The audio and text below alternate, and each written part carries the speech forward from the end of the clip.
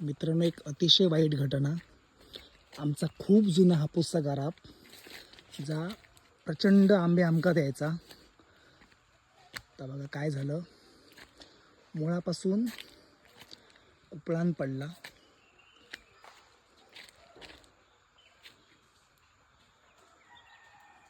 पहिल्या पावसामध्येच मग वाटत आतमध्ये कुसलेला गाराप. पण ह्या गारपाक खूप वर्ष झाली होती आणि ह्या गाराप जवळजवळ वेळेक आमका 30 ते 40 त्याच्यापेक्षा जास्त पेटे आंबे द्यायचा दरवर्षी. आणि हा हापूसचा गाराप होता.